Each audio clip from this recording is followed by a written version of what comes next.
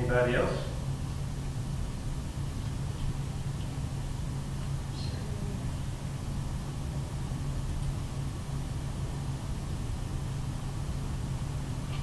First time we haven't been able to school off about half a dozen. Thank the First Lord. What? That's the Lord. Yeah, absolutely. The Morris family had a lot going on today. Yeah. Vicky's mother-in-law and Kenzie's father-in-law. You know, they're all for We'll remember Andrea Poole.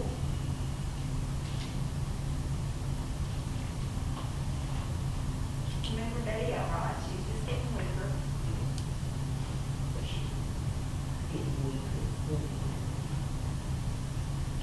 I know Carolyn would ask us to remember her sister-in-law Mary, her brother Leland's wife, and Jerry. He fell down one day this week and had to get some help getting him back up. So, and then Miss Laura, she's at Life Care. So I know those folks are on the list. Remember them.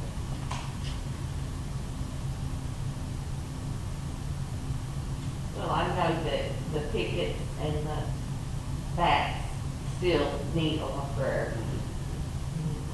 We don't want to forget those that, they've come a long way, but they've got a long way to go. Christy, yeah. She should be coming home today though, right?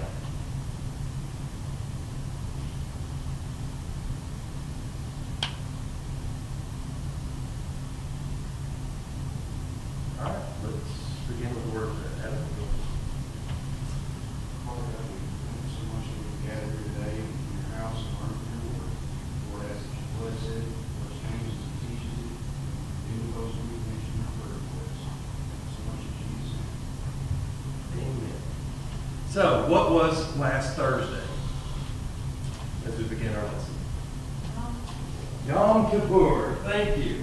And Jessica and I had a lesson with the kids back, I don't know, 10 years ago, maybe longer, about creation.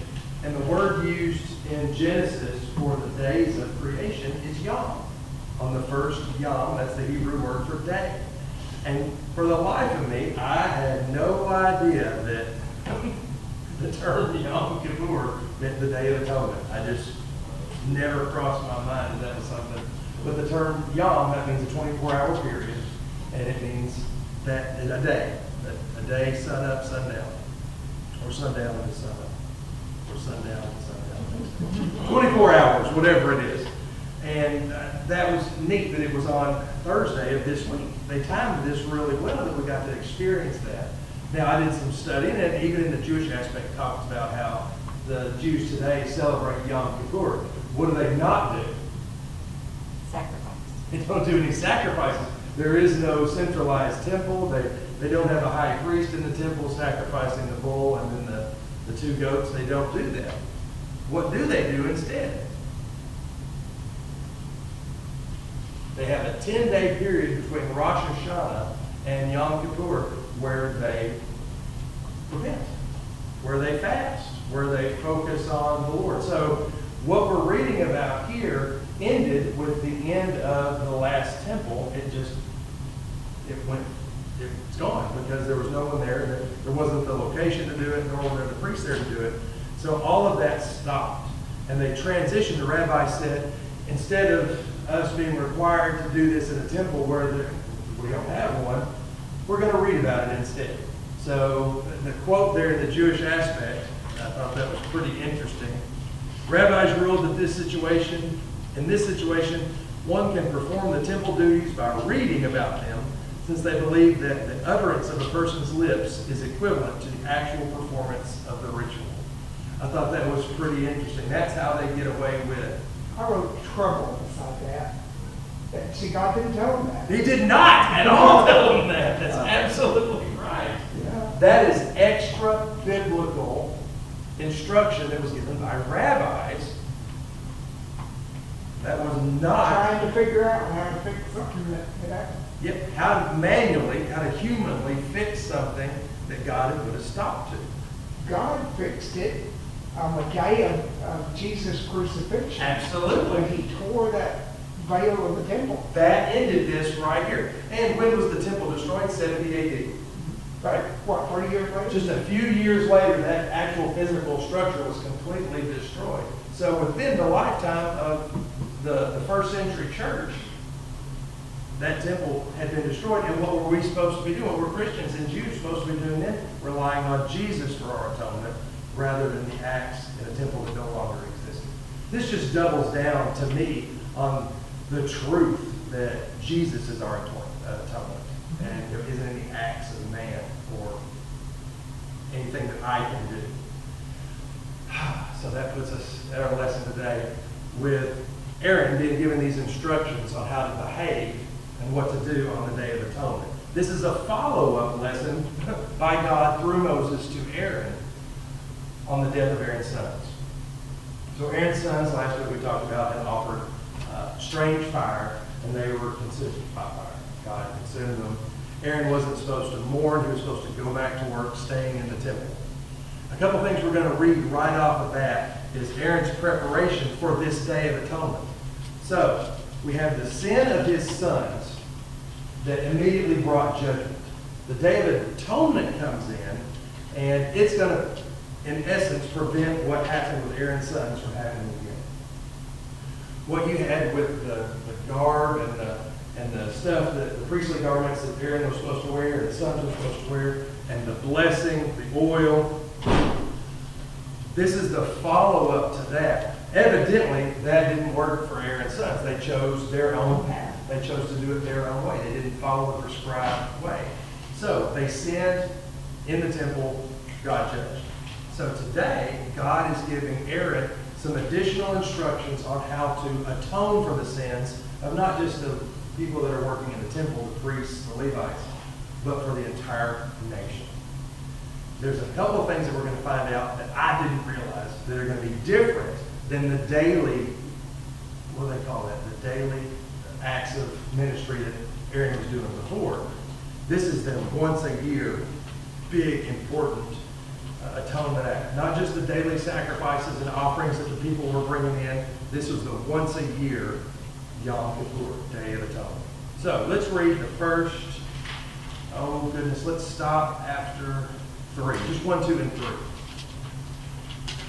And the Lord spake unto Moses after the death of the 2 sons of Aaron, when they offered before the Lord and died.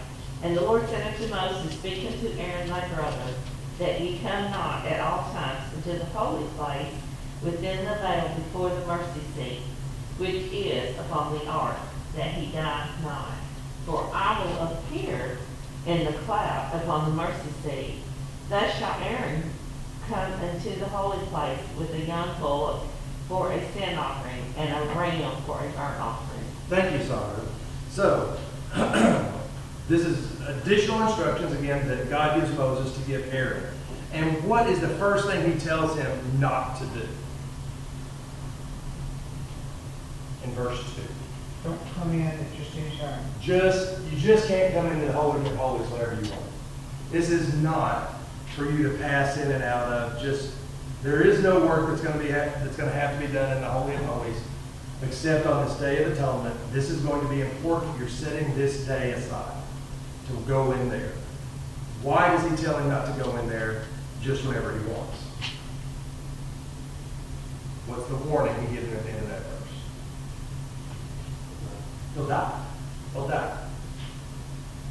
How hard is it to maintain, look at the Jewish culture, a spirit and a condition of holiness? Can't do it, right? We can't do it in and of ourselves. And God's even given Aaron a warning here. You can't be ready to come in here every day of the week. You can't do it. You cannot do it. So we're going to save it for once a year. And that once a year, you got to do some things that will prepare you for that. It's not just going to be random. You're going to have to be prepared to come into the presence of the Most High, to come into the presence of God. Who is going to reside where in this location? Where's his presence going to be? What does it say at the end of that verse? Above the mercy. Above the mercy seat. Where was the mercy seat? On the ark, between the cherubim, whose wings stretched from one end to the other. I think, don't quote me on this, this may be wrong, but the wings were so wide that you could see the tips of them at the edges of the room. They went from edge to edge of the room. So this takes up the whole room. He's sitting there, and his presence is going to be there on the ark. Just So, like is there seat, meaning God is sitting there, represent God sitting there? Why is it called? I heard DJ McKinney one time talk about the march around Jericho, the mercy seat was the invisible throne of God, representing. and it wasn't the physical seat, but it represented the throne, his presence. And that's how I've always read it, but Chris, that sounds really good. Yeah, his presence would be right between the cherub above the feet, and I guess it's as if he's sitting there. Enthroned there. Yeah. So, what was Aaron supposed to do? Well, we're going to read that here in just a minute. Verse 3, he says, come into the holy place with a young bull and a ram for burnt offerings. Was he bringing the bull all the way to the mercy seat? No, he was not. He was bringing the blood of the bull and the blood of the ram to the mercy seat. He wasn't bringing the whole bull there because the altar was outside in the holy place. So the altar and the seat for the washing, the lampstands and the candles, they were all outside of the Holy of Holies. And that's where Aaron was supposed to be ministering every day. Outside, it's in the holy place, where the altar, where the great basin where they washed, where all the tools and stuff were. That's outside of this. So what we read about the week before last, when Aaron was putting on the ephod and the mitre and the crown and the blue robe and the undergarments and all that stuff that we read about, that was for his daily job outside.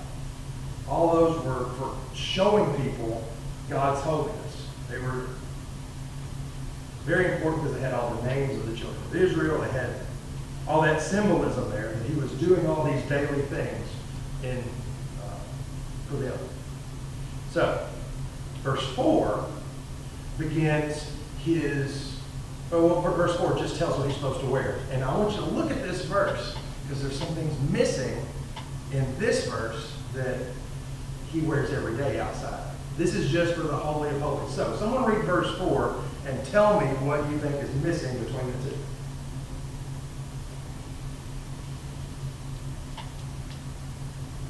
And he shall put on the holy linen coat, and he shall have the linen breeches upon his flesh, and shall be girded with a linen girdle, and with the linen mitre shall he be attired. These are holy garments, therefore shall he wash his flesh in water, so put them on. All right, Chris, put you on the spot. What's different in this list as opposed to the list we read 2 weeks ago? No ephod. No ephod. No, holy underwear. No, I think that's what the breeches are. Breeches. The breeches of the holy underwear. H-O-L-Y, right? Not H-O-L-E-Y. Holy. Okay, so the ephod, what else? The ephod and all the stuff that was with it, the stones, the engraved stones, the topaz or opal or whatever it was on the shoulder. What else? Breastplate. The breastplate's not on there. No, the head attire. Yeah, it just has the mitre or the turban. There's no crown. No purple garment. No purple blue robe with what? Name. The bells. Oh, The bells and pomegranates are not included in this. So how many of us, including me, thought that when Aaron went into the Holy of Holies, he had to have a belt on I didn't know. Sure. and a rope to tie around it? Guess what? He did not. That was required for his daily work in the holy place, around the altar. Not required in the Holy of Holies. Why would that be? I read a couple of commentaries on that, but I wanted to see what you guys think. I've always thought that when Aaron went to the Holy of Holies, which he was the only one that was able to go there every year, he'd have a rope tied around his waist, and he'd have those bells, and when they stopped moving in there, someone would drag him out. Why is that not here? Wasn't necessary. Why? He had an invitation. He had an invitation. This was special, and he had to come with the blood of the sacrifice before he went in. He had to shake that blood that covered it, that was between him and God. You have to have the incense that we're going to read about in a minute that prevented him from seeing the presence of God. So his atonement was in the holy place. If he did it wrong, he would be killed there. You would be killed there. That's it. So he's atoning for his own blood with the bull. And then he's atoning, not for his own blood, his own sin with the blood of the bull. And he's atoning for the sin of the people with the ram, the young ram. John the Baptist's day, was he in the holy place or the holy of holies I don't know. when he saw the angel? I don't know where he was attending that day. If it was the once a year. I thought it was the holy place. He's not the high priest. Yeah. Zechariah wasn't the high priest, so he wouldn't have been there. Yeah. That makes sense. So, did anybody realize that, or was that just me? Does that make sense to you? What Gay said about him having the invitation to go there and God saying this is that one day of the year and then you have to bring your atonement with you? Does that make sense? I thought the idea there of him not wearing all of those holy garments adds to that. So he's missing all of the tribes and their names. He's missing the Urim and the Thummim where he's supposed to make decisions, the breastplate of decision. He doesn't have any of that stuff. This is just him and God. And what's the difference in the washing, the end of that verse 4, between what we read about when he had to do every day as opposed to this once a year? Whole body. It's not just his feet that had to be washed. This is the whole body. Everything had to be washed. This was a very special event. Unique in the whole year. This is their highest holy day in Jewish culture. Yom Kippur is it. It is the biggest day. So, now let's go from 5 until, oh goodness, to 10. 5 to 10, and see what the offerings are there, the sacrifices. And he shall take of the congregation of the children of Israel 2 kids of the goats for a sin offering, and 1 ram for a burnt offering. And Aaron shall offer his bullock of the sin offering, which is for himself, and make an atonement for himself and for his house. And he shall take the 2 goats and present them before the Lord at the door of the tabernacle of the congregation. And Aaron shall cast lots upon the 2 goats, 1 lot for the Lord, and the other lot for the scapegoat. And Aaron shall bring the goat upon which the Lord's lot fell, and offer him for a sin offering. But the goat on which the lot fell to be the scapegoat shall be presented alive before the Lord to make an atonement with him, and to let him go for a scapegoat into the wilderness. That's deep right there, isn't it? There's a lot of things that we can read into that where, thank the Lord, Jesus accomplished all of this in his one sacrifice. So the bullock, Aaron shall offer his bullock, the bull for a sin offering for whom? It was for himself. That was his offering. So where did he make this offering? Outside at the altar, right? It was in the holy place, but not the holy of holies. The 2 goats, he brings them in, but how far into the tabernacle proper do the 2 goats make it? The door. They don't even make it in, they make it to the door. And then the next act is to see which one of them has to die and which one of them is set free. So they let God determine that by the casting of lots. What do you think about that idea of using what some people would call chance to determine life or death? God was directing what they meant. Yep. In this instance, God prescribed that. Did some people do that outside of God's prescription and flip a coin and say, this is heads, I'm going to do this, or tails, I'm going to do that? So Vegas is built on I would say you're probably right. Vegas and what's that, New Jersey, any other places where they can, Atlantic City, and Tunica. They're hoping God will bless them at the toss of a dice, or a roll of a dice, or a toss of a coin. So in this instance, it was prescribed by God to be how they chose. Casting lots is pretty prevalent in the Bible. Absolutely. And the Urim and Thummim, however those things worked, those were used by God some way to determine. They somehow figured out with lots that Jonah was the problem on the flood. Yep. That's how they determined who would be the 12th, Glenn will argue this one, who would be the 12th apostle. Lynn says they didn't do that right. Famous guy. But it was traditional, and that's what was used to figure this stuff out. And in the case of Jonah, it was absolutely accurate, right? Got down to him. Interesting thought. So, we have that choice being made. So, one of them is going to be sacrificed and be offered for a sin offering, and the other one was going to be the scapegoat. Now, we use that term. What do we use the term scapegoat for? Somebody that takes the blame even though they may not be guilty. That's the definition. Someone who takes the blame for something even though they're not the guilty party. Wrong place, wrong time. Yeah, it could be the guy that's at the wrong place at the wrong time, just happened to be there and it's going to fall on him. In this instance, or in this process of atonement, what does the scapegoat mean here? Is it the same or is it something different? What is him being led and let go into the wilderness in verse 10? What does that indicate for that little animal? It means he's going to survive. He is not going to die. He's going to be let go. But what does his letting go represent for the Jewish folks? Taking the sin outside the camp. Taking the sin outside the camp.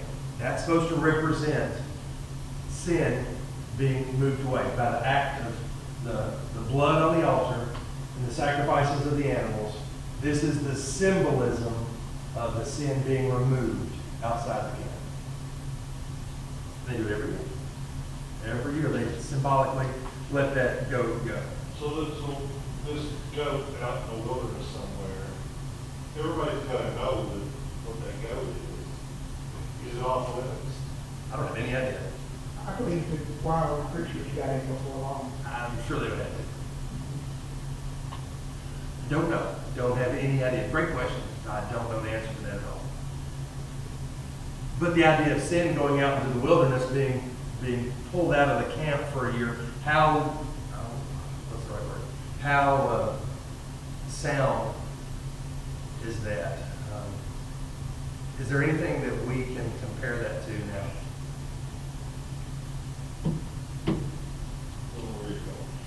I think of the confession in the Catholic Church, where you have to confess your sins periodically to have those sins removed, or you wind up paying for those.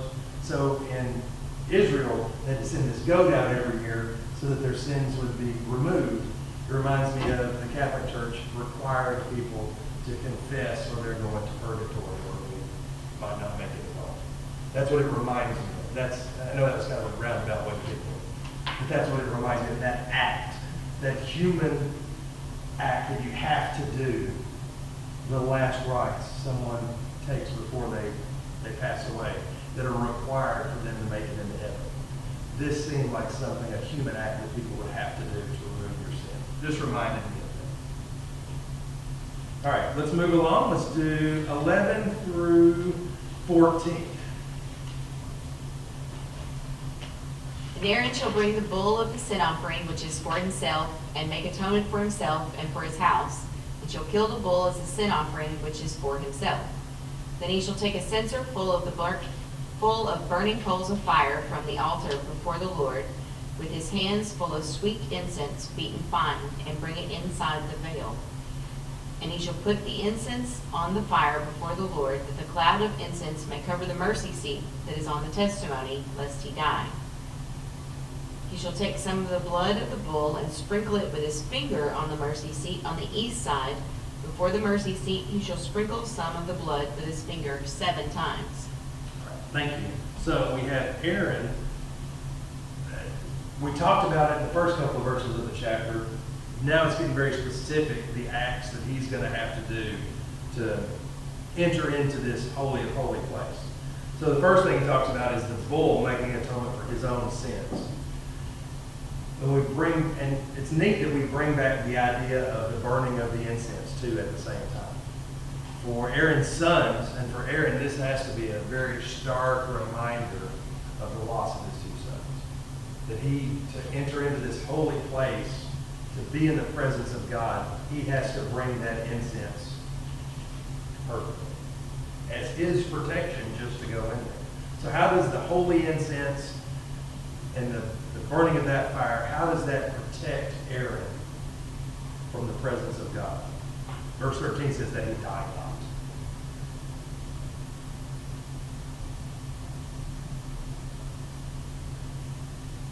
Which he had just experienced with his sons, right? And this may be days or maybe just a few weeks later from his sons doing incense the wrong way, and they died. Aaron is given this prescription on how he should do it so that he won't die. So how does that protect him? How does that burning of incense protect him? So we can't see, creates a fog. So why would seeing God in the Holy of Holies on the mercy seat and experiencing his presence there, why would that be different? God said so. We'll just go with that one primarily because God said so. I like that. Yeah. No ifs, ands, or buts about it. God said it. That's the way it is. What about us in the presence of God? Should we be afraid? And if so, why?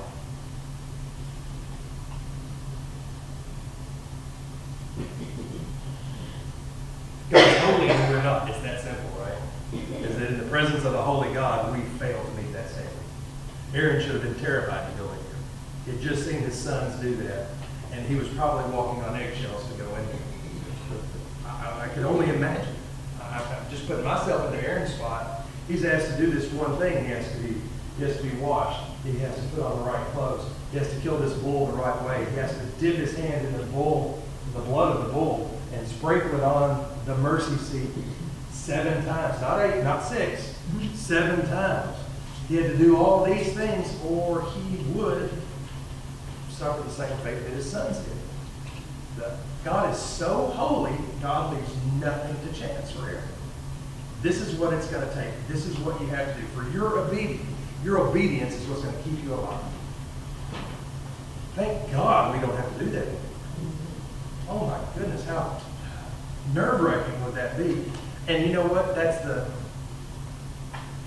For modern Jews today who only read about it now rather than having to perform these acts of worship and these approaches to holiness, it must have been a big relief for them. Have somebody in authority say, you know what, you don't have to do that anymore. Just read about it on that. It'll be good. Nice. Right? How many of us would rather hear something nice and easy like that? God tells us to sacrifice ourselves. We're supposed to be the living sacrifice. We're supposed to do that. How many of us would think, oh, let's just read about it and it'll be okay. Let's just read about it. It'll be fine. It's just as good as doing it if you read about it. That one bugs me. That one bugs me a lot. So, he sprinkles the altar.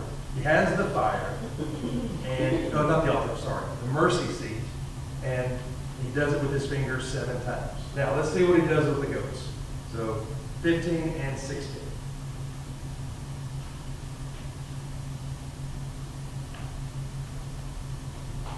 Then shall he kill the goat of sin offering that is for the people, and bring his blood within the veil, and do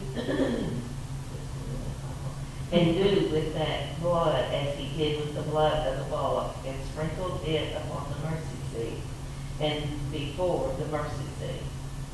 And he shall make an atonement for the holy place, because of uncleanness of the children of Israel, and because of their transgressions and all their sins. And so shall he do for the tabernacle of the congregation that remaineth among them in the midst of their uncleanness. Awesome. So he goes back outside and takes the goat, does what he has to do with the goat to get the blood out, and brings the blood in and repeats that 7 times, sprinkling of the blood on the mercy seat. That's for the people. The bull was for him, the goat's blood is for the people. And then, what is verse 16? What is he talking about in verse 16? He shall make atonement for the holy place. What does that mean? the people who have set it up have touched it and made it unclean. Absolutely. Anybody that walks through there, and this is where we look again at God's holiness. As good as these separated people were, the Levites, whose job it was to set that up, and the priests who've gone through all the washings and the special clothes and everything, they're still infected. They're still infected with sin. That doesn't take the sin away.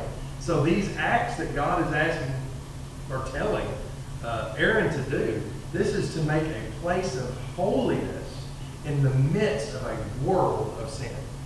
To have a place that's set apart and unique for the worship of God, for the presence of God, in a world that's completely sinful. So he shall make an atonement for the holy place because of the uncleanness of the children. That is the folks that set it up. Those are the folks that carry it and walk around with it. Remember, we're still in the tabernacle. We're not in the temple yet. This is the tabernacle that gets carried all over the wilderness and then winds up at Shiloh. Is that right? I think it's Shiloh that it winds up there. And because of the transgression in all their sins. And so shall he do for the tabernacle of the congregation that remains among them. So you got two words here. The tabernacle remains among them in the midst of their uncleanness.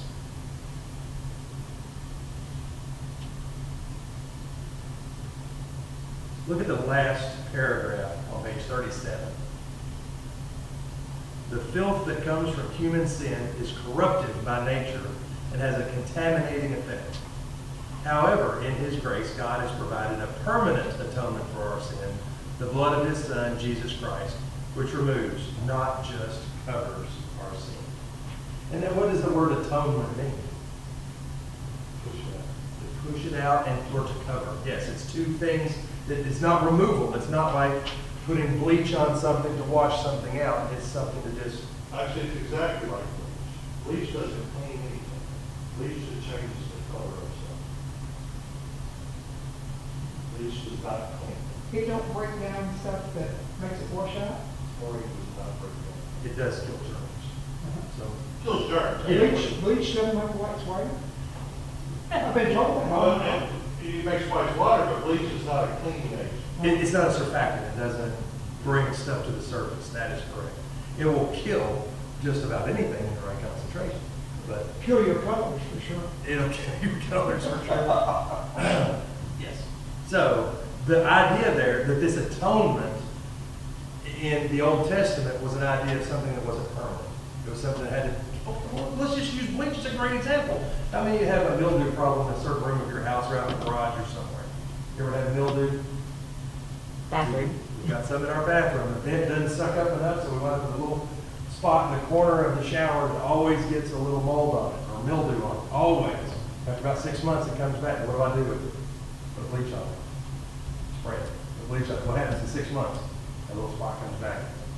Any of you ever had a spot like that? And there, in Leviticus, there's lots of stuff. Little mildew winds up spoiling your house. And you have to tear the house down. That's a great example that you can't clean that out. You gotta remove it. You gotta cut it. So I have a question. In the Holy of Holies, where did the fire come?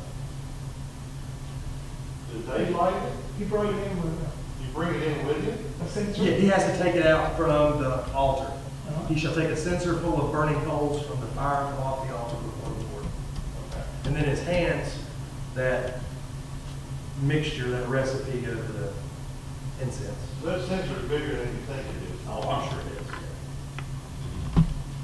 You know, I don't know if you see in Catholic churches where they have the censers that are like this big. Yeah, that ain't big enough. Yeah, they hold it like that. This has to be huge, right? It's filling the room. It's filling the room with the smoke. I did a word search on scapegoat. Mhm. It's only mentioned in this chapter. Yeah. Oh, wow. And it exchanges with the word Azazel, and there's some absolute weird stuff that people, because there's no real good definition for that word either. There's no, I was wondering, you know, they're still doing the lamb sacrifice in Jesus copied for us. Yes. I wonder where else that might be mentioned. I don't, it wasn't anywhere else in the Bible. I thought. yep. I wonder if anybody goes and cleans up all this mess, or Does the mercy seat get wiped down? She said, little drops of blood. I don't know, it sounds like over years it'd be terrible. Or is it like Elijah's sacrifice and it's all cleaned up? Consumed, yeah. So, I don't know. I've always wondered that about the tabernacle itself. How is that, after it's been wandering through I mean, if you go camping one day, you just go camping one day, your tent is nasty. It stinks. And it's Well, just, you know, you talked about, the Brook Kid went through the garden, the Valley of Jezreel, right? that it was sacrifice day, that they would It would run change red. it into blood-colored water. There were Yeah. so many of them. What does that look like up close? Terrible.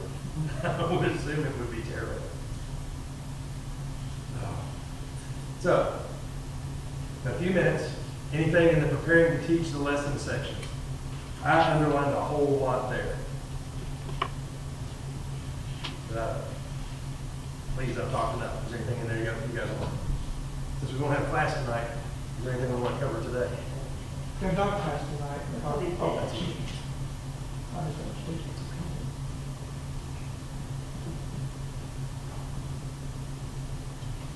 I think it speaks to the importance of obedience, that if Aaron misstepped one little bit, it was going to cost him. He was very well aware of that. Golden text illuminated. One thing I thought in the first paragraph was, it reminded me of something. For a sinful human being, entering into the holy presence of Yahweh is a life forfeiting prospect. Because Yahweh is supremely holy, and because all humans since the fall are sinful, and therefore worthy of death, you should expect death when you enter his presence, except at his sovereign discretion. That's what Gay said, he was invited in. This is the meaning of today's golden text. Did that remind you of anything?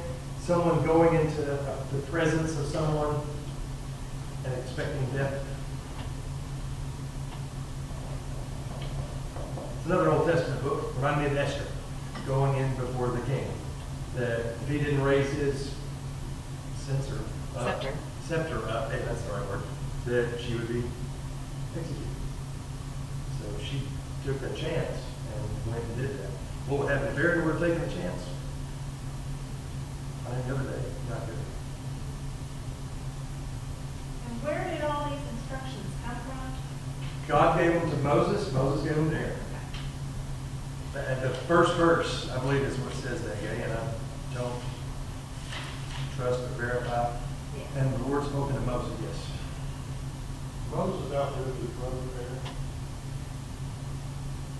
Yes, he buried Aaron first, and then Moses, right before the children of Israel went across the Jordan, he got to die on after sin. And Aaron didn't just die of old age. God said, this day is it. Change your garments, and he dropped dead. Yep.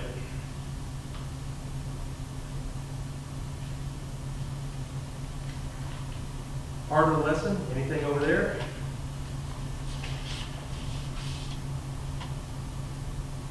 Oh, yeah. On page 42, last paragraph on the left side. Compared to the ephod described in Leviticus 10, the Atonement Day garments were relatively plain, revealing an equality between the high priest and the people. It's interesting. Even the priest needed atonement for his sins.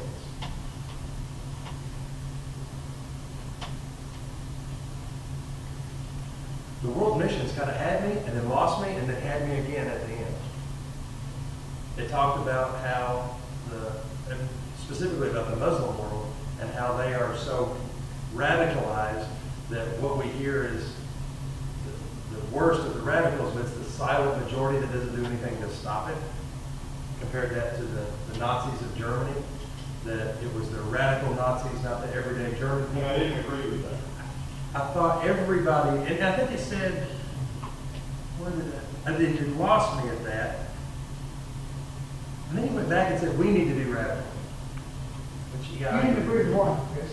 I didn't agree with this exactly like the Nazis, because they try to whitewash that Islam is a religion of peace, and it sounds like that's where that was going. Mhm. 75% of Muslims believe in Sharia law.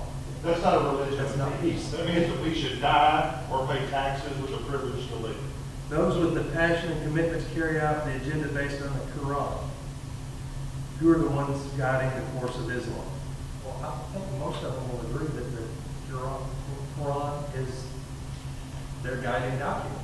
And that is a violent, deadly, It's not a religion of peace. no. So, yeah, it lost me right there. Okay. Yeah. Think back to 9/11, I'll never forget, the entire Muslim world was rejoicing that happened. They may not have been the one that did it, they may not have said that they would have done it, but they were happy. And then he takes the opposite argument and says, where is that minority of radical believers who are fully zealous for Christ? Okay, we should be radically devoted to Christ. You were using that as a negative in the first couple of paragraphs, and now you're using it as a positive in the next. It just seemed like a muddled argument that he had. Who wrote that section? Her name is Kimberly Ray. And I don't disagree with this, but genuinely passionate believers seem few and scattered, and they are often deemed eccentric and even irrelevant by the majority of Christians who should know better. That's not a bad statement. How often do we see truly dedicated Christianity out anywhere? Well, we have run out of time. I thought it was an excellent study, a couple of things that I really learned, and a couple of things that I wanted to bring up in this group, see what you guys thought, and I think we covered most of them. Anybody have any questions before we leave? I thought the Jewish aspect was good, Chris. Nah. Kind of explains some Yeah, things I've especially never the really Old understood. Testament, they tend to get better to me, but they're always good, I always think they're good, yeah. Explaining how they decided to change it. Since it was gone, yeah.